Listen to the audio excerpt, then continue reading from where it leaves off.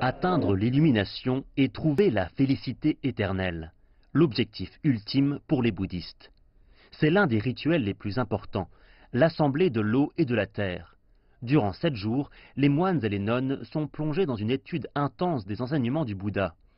Le Bouddha enseigne que le chemin vers le bonheur commence avec la compréhension des causes premières de la souffrance. La solution n'est pas d'éliminer tous ces désirs, mais de comprendre leur véritable nature. Beaucoup sont venus ici pour parvenir à cette compréhension. J'ai eu beaucoup de problèmes, je voulais trouver une solution de long terme pour éviter que le malheur ne perdure. Maître Zhu Guang travaillait dans le secteur du divertissement. Il était marié et avait un enfant.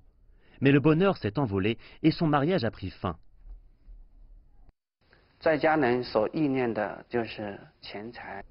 Quand j'étais chez moi, je ne pensais qu'à l'argent, aux relations et aux émotions. Mais aujourd'hui, il y a davantage de place dans mon cœur, la vie est simple et je veux libérer mon esprit de toutes les distractions.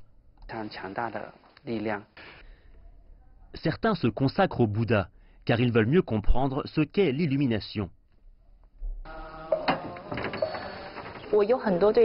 Ma vie était très confuse, mais je ne parvenais pas à trouver de réponse dans ce que la société avait à offrir. Sheng Miao est venu au temple après être diplômé de l'université. La vie ordinaire n'offrait pas beaucoup de bonheur.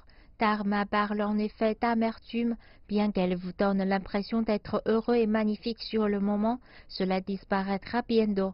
Mais les gens aspirent à un bonheur qui soit celui de l'état originel. C'est impossible. Le bouddhisme cherche un bonheur durable qui évite la répétition de la souffrance. Les préceptes et les disciplines sont là pour permettre de développer un état mental propice au bonheur. La méditation est utilisée pour faire face sans détour au désir. Les enseignements et les pratiques quotidiennes les aident à être dans le monde et pas seulement avec le monde. Les préceptes ne servent pas à contrôler nos esprits, ils nous aident à nous débarrasser de l'anxiété.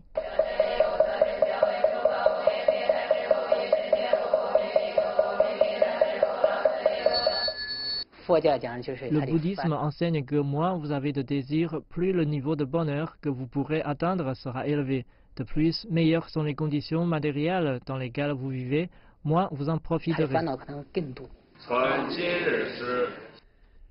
Maître Hsien Kong a dit que les préceptes n'étaient pas l'objectif ultime. Ce n'est qu'en comprenant la sagesse du Bouddha qu'on peut accéder à un plus grand bonheur. Il dit également qu'une fois que les gens commencent à se préoccuper du bonheur des autres et gardent à l'esprit la situation générale, ils peuvent alors atteindre un bonheur durable. Je sais que je serai soulagé de toutes mes souffrances grâce à mon illumination.